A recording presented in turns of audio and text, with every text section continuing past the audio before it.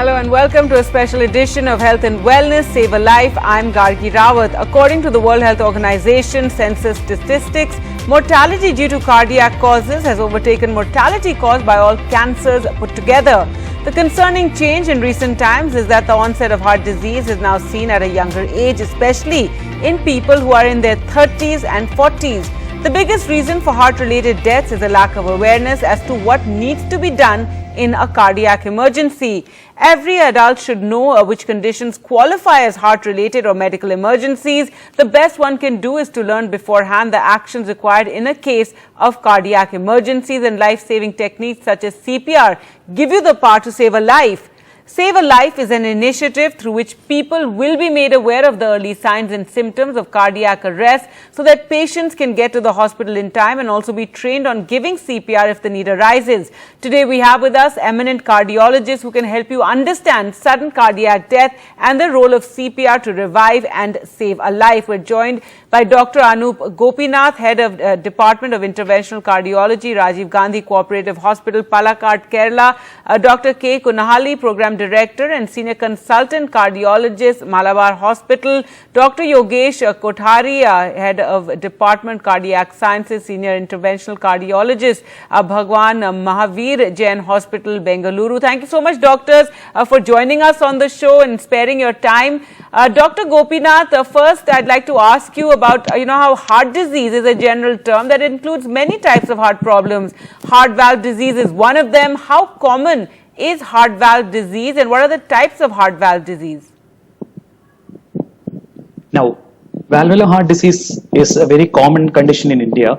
Reason is because there is a higher prevalence of rheumatic fever in India when compared to the other places in the world.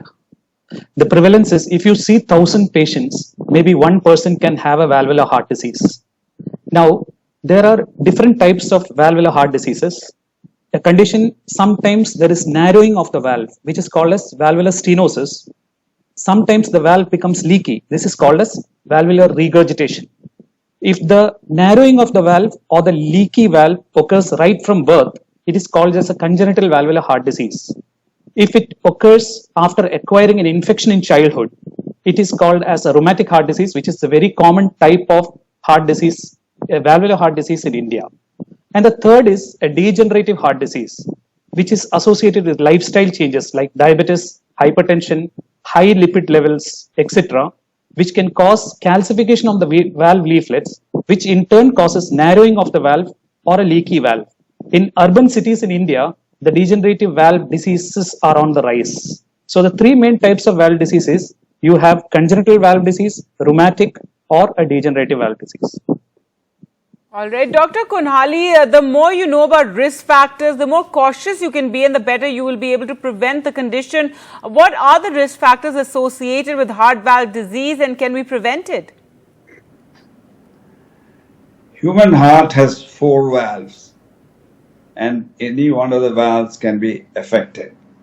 And there are a number of risk factors for valve disease. One is age and gender. Men over 65 and women over 75 are at a greater risk of acquired valvular disease. Second one is family history. Some valve problems may run in families. One example is bicuspid aortic valve disease. Then the third one is health history or the past history. Certain infections may lead to rheumatic fever in childhood, or heart failure, kidney disease, hypertension, or metabolic disorders can also increase the risk of heart valve disease. Hypertension, as you know, initially increases thickness of the heart muscle, then there is dilatation of the left ventricle, and this can also lead to valvular heart disease. Autoimmune disease like lupus erythematosus can inflame the valves and it can result in valve regurgitation. Chemotherapy or the radiation for cancer can damage the heart valves. And certain diet medications can also affect the valve, and once you stop those drugs, it may reverse. The next important cause is the infection. Infection may be direct infection, or it's an infection elsewhere which is responsible. For example, rheumatic fever has already been mentioned here. Patients who develop streptococcal sore throat or scarlet fever, later on, due to the autoimmune mechanism, their heart valves are damaged. Certain types of heart diseases, for example, myocardial infarction or cardiomyopathy, also can affect the functioning of the heart valve. Certain metabolic disorders like Fabry's disease, familial hypercholesterolemia, and parathyroid disorders can also damage the heart valve. The second half of the question is prevention of the valvular disease. As we know, the rheumatic fever is the most common one, and rheumatic fever can be prevented by prompt treatment of streptococcal sore throat and the scarlet fever. And also then recurrence of this rheumatic fever can be prevented by antibiotic prophylaxis by giving penicillin once in 3 weeks as a long acting injection or twice a day as tablets. Then infective endocarditis, direct infection of the heart valve, can be prevented by prompt treatment of infections, and also they can be prevented by treating with antibiotics all those patients who are undergoing minor or major surgery or a dental extraction or a dental workup, or those who have any infections. And prompt treatment of hypertension, diabetes, and dyslipidemia also can prevent further damage to the heart valve. These are the preventive measures for heart valve disease. Right. Dr. Kothari, can we recognize the symptoms of heart valve disease early, and what are these symptoms of the heart valve disease? Very important question. So basically, depends on whether it is stenosis or regurgitation, as Dr. Anup has already pointed out. So patients who have valve stenosis, they generally tend to have tiredness, they tend to have breathing difficulty, and patients who have regurgitation tend to have more palpitations. When they do an exertion, they start feeling their heartbeat. They will have a lot of effort tolerance. Effort intolerance is the most important symptoms of valve disease. The activities which they are normally doing, they are unable to do those activities. This is a very, very important symptom in general of heart disease and valve disease in particular. And these are important pointers for early detection of valve disease. Right. Dr. Gopinath, how is heart valve disease diagnosed, and which method would most easily identify a heart valve abnormality? Okay, so when a person has a valvular heart disease, there will be difficulty in breathing during his routine activities. If he has a difficulty in breathing while lying down in bed at night, and there is some amount of irregular palpitation that comes and goes, if you have severe dizziness, tiredness, chest pain, and you see that both your legs are swollen, it's time for you to go to a doctor. And if the doctor detects a murmur, it's time that he refers him to a cardiologist who will see the gold standard investigation, which is called as the echo. An echocardiogram is done, which will help us to detect whether there is a valvular disease or not, whether there is narrowing of the valve or leaking of the valve. And if there is narrowing or leaking, what is the severity of the disease, and what is the treatment that is to be adopted by him? Whether he should continue medically, or whether he should go for a surgical intervention. So echocardiogram is the gold standard for the diagnosis of valvular heart disease, supplemented with an ECG and a chest X-ray. All right, Dr. Kunhali, what is treatment for heart valve disease? Can a heart valve be fixed without having a surgery? And the heart valve disease treatment depends upon the severity of the disease. If the patient has only mild or moderate heart problems, he may not require any surgery.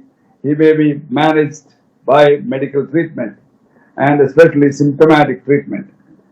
But when they have severe heart disease, severe valvular disease, either stenosis or regurgitation. For stenosis, especially the mitral valve stenosis, what we used to do earlier when it is severe was closed mitral valvotomy. That is a minimal surgical intervention. That is, you do an incision in the left chest and open the chest minimally and go into the chest cavity, get into the left ventricle and open up the mitral valve. That was a closed mitral valvotomy.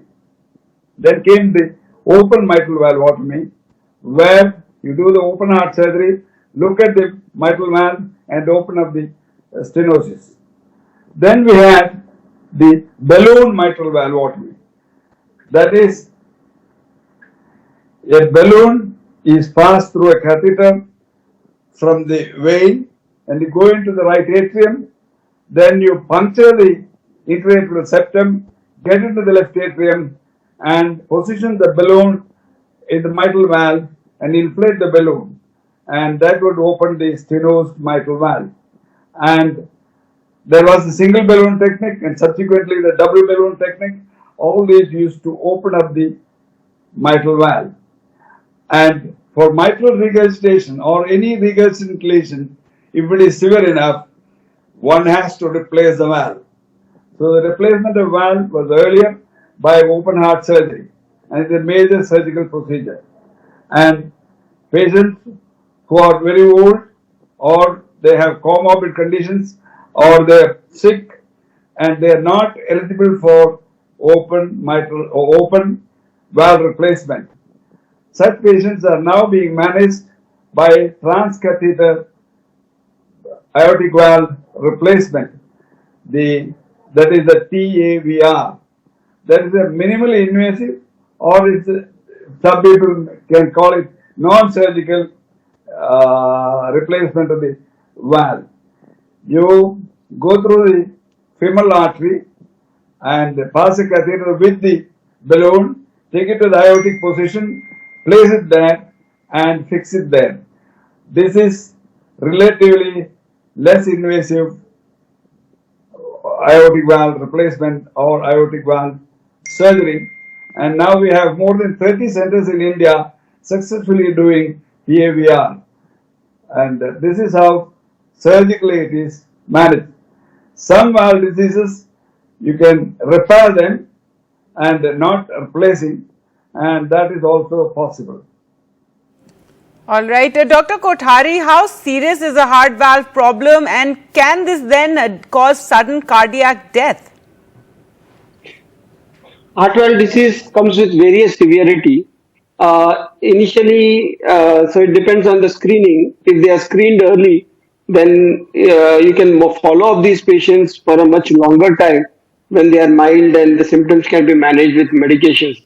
As the condition progresses with our advancing age, it becomes more and more severe. So it's basically a very progressive disease because heart valves are all mechanical structure and there is a lot of wear and tear as heart functions on an everyday basis.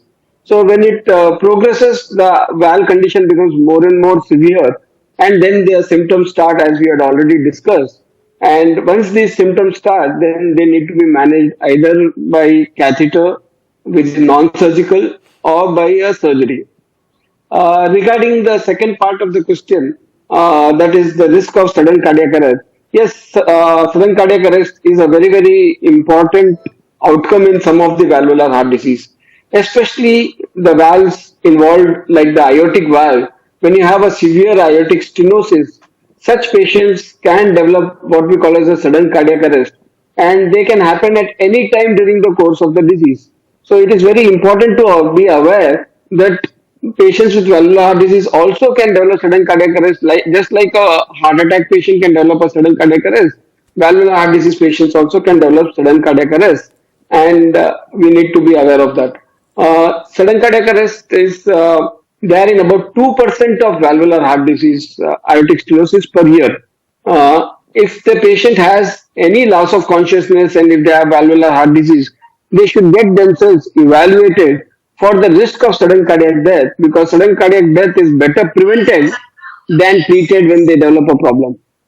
So the ways to assess risk of sudden cardiac death is using what is called as a long-term rhythm monitoring with devices like Holters, loop recorders, and sometimes we do what is called as an electrophysiological study. If the valve disease is already severe, then these tests may not be required, and you may directly go ahead and replace the valve either surgically or transcatheter, depending on the patient and depending on the valve involved. All right. Well, with that, we'll slip into a short break, but don't go anywhere. We have a lot more questions for our panel of doctors. Stay with us.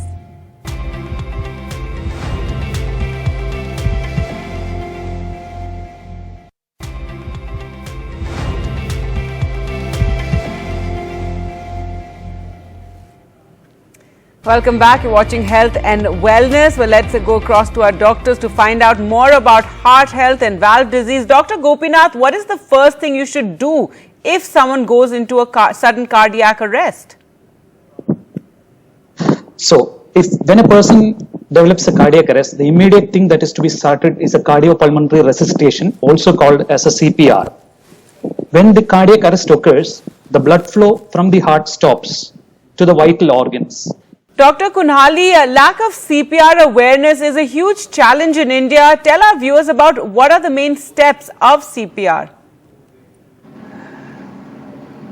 If CPR can be performed out of hospital on site, you can save many, many lives. And we should have a national program for training every adult individual in the CPR so that more and more lives can be saved. And if you see a person who is not responding and whom you think has gone into a cardiac arrest, first thing you do is check the scene for the safety and use a PPE kit if you have one. And next is confirm the cardiac arrest. Feel the pulse, and if you know how to feel the carotid, but it is better to feel the carotid pulse. And if the pulse is not felt, and if you have got a stethoscope, you auscultate and look for the heart sound. If pulse is not felt and the heartbeats are not heard, that's an indication that the heart has stopped. Next, you look at the breathing. Put your hand or palm over his abdomen and then see whether it is moving. And then if there is no movement, that's an indication that he has stopped breathing. Once you have confirmed this cardiac arrest, the next thing you look at the surroundings to see that whether there has been a life-threatening bleeding or any other serious condition. Once this has been done, if the person is not responding, you start the cardiopulmonary resuscitation. Before that, call for an ambulance. And if you have somebody else with you, ask him to do that and you straight away start the CPR. Place the person on his back on a flat, firm surface. Give 30 chest compressions using both hands together and kneeling down beside him. And each compression, it should be at least 2 inches, you should go down and then permit him to recover. And so after 30 compressions, you give the breathing. After 30 compressions, 2 breaths. And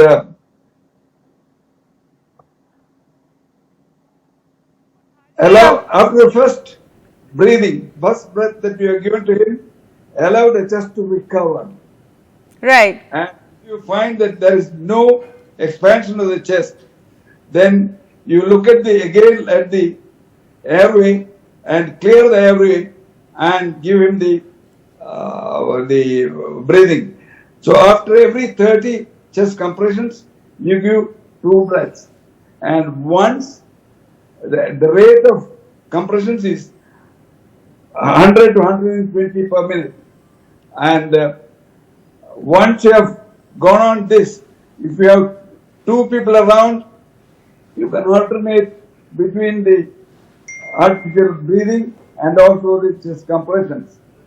And if the automatic electric defibrillator AED arrives, then you start using the defibrillation and you connect put the parallel on his chest and look at the rhythm of the heart and give him the electric shock and revive him.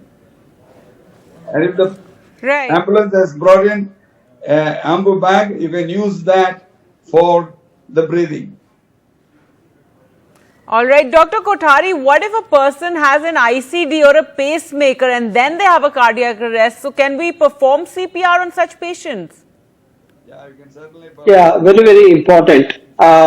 Patients, a lot of patients have nowadays implanted devices, what we call as cardiac implantable electrical devices. So these electrical devices include pacemakers and ICDs. Pacemakers are devices which take care of the slow rhythm. So pacemakers do not take care of cardiac arrest by themselves because cardiac arrest happens because of a very, very rapid chaotic rhythm in the heart which causes cardiac arrest, which is called as ventricular fibrillation. And this cannot be treated by the pacemaker. Hence, a pacemaker patient has to be given CPR. And usually in a lay people, it has to be a simple CPR where you do a hands-only CPR, as Dr. Kunal has already told in great detail. Just do the hands-only CPR 100 to 120 times per minute and then keep assessing the patient. In a patient who has an intracardiac defibrillator, the intracardiac defibrillator, if functioning properly, is capable of treating the cardiac arrest by itself. It is slightly much more superior to what we use an AED, external electrical defibrillator. Internal electrical defibrillator is much more sensitive and much more accurate in treating cardiac arrest. And generally, a requirement of CPR may not be required if the patient has an ICD, because ICD itself is able to take care of cardiac arrest, whether it is because of a slow heartbeat or a fast heartbeat or a ventricular fibrillation. All of these rhythms can be taken care of the ICDs. But sometimes ICDs can fail, and in that situation, the CPR can be given safely. So, a cardiac device or a cardiac valve implantation in the patient is not a contraindication for giving CPR in the situation of a cardiac arrest. All right. Well, thank you. We're completely out of time. Thank you so much, doctors, for joining us and taking out your time and answering all our questions regarding heart health. Thank you all for watching at home. Goodbye.